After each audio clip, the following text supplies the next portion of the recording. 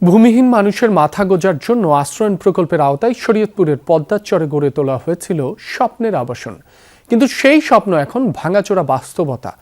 কোটি টাকার প্রকল্পের বেশিরভাগ ঘরে নেই মানুষ, বেহাল রাস্তাঘাট সহ অন্যান্য সুযোগ সুবিধা না থাকায় এখানে থাকতে চান না অনেকে। আবার অনেকের নিজস্ব বাড়িঘর থাকার পরও বরাদ্দ নেন।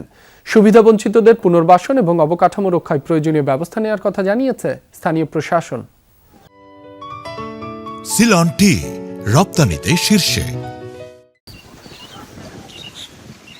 ব্যতিক্রমী নকশায় ইংরেজি 100 সংখ্যার আদলে তৈরি এই আশ্রয়ণ প্রকল্পটি। এখানে রয়েছে আধা পাকা 100টি ঘর। শরীয়তপুরের নড়িয়ায় চৌরাত্রা ইউনিয়নের খাসবাজারে 2020-21 অর্থবছরে আশ্রয়ণ প্রকল্প 2-এর আওতায় নির্মাণ করা হয় ঘরগুলো।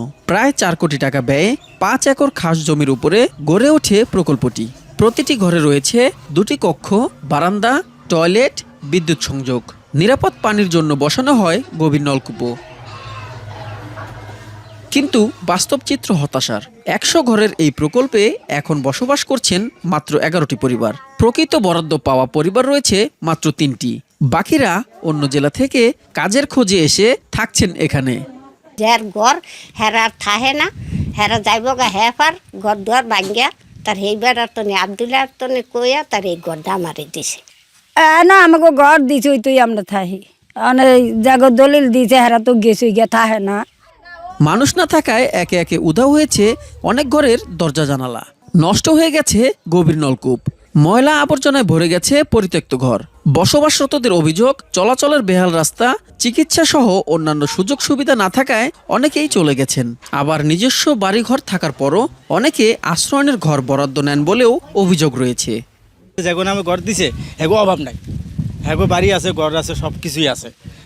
এখন আইলেও চলে, না আইলেও চলে। জানলা ভাঙ্গা আছে, দরজা ভাঙ্গা আছে, তার মানুষ থাকলে তো এরকম ভাঙ্গা থাকতো না। চিকিৎসার জন্য ডাক্তার নাই, রাস্তাঘাট ভালো না, মেঘ বৃষ্টি আইলে যাইতে পারে না, বর্ষাকালে কোনো জায়গায় যাওয়া যায় না। প্রকৃত সুবিধাবঞ্চিতদের পুনর্বাসন এবং অবকাঠামো রক্ষায় প্রয়োজনীয় উদ্যোগ নেয়ার কথা জানিয়েছে উপজেলা প্রশাসন। পাশাপাশি দীর্ঘদিন ধরে ঘরে থাকছেন না, বাতিল করা হবে তাদের বরাদ্দ। যাদের এখানে পাওয়া যাচ্ছে তারা থাকতে ইচ্ছুক হলে তাদেরকে আমরা বন্দোবস্ত দেওয়ার ব্যবস্থা করব, এবং যারা থাকছেন না দীর্ঘ সময় ধরে ঘর ফাঁকা রাখার কারণে তাদের বন্দোবস্তটা আমরা বাতিলের প্রস্তাব করব। ভূমিহীনদের জন্য নির্মিত আশ্রয়ণ প্রকল্পে এখন মানুষের চেয়ে পরিত্যক্ত ঘরই বেশি। সরকার উদ্যোগ না নিলে এই আবাসন প্রকল্প হারিয়ে যাবে পদ্মার চরের একটি ব্যর্থ প্রকল্পের তালিকায়। S M Shakil, Jamuna news, Shariatpur.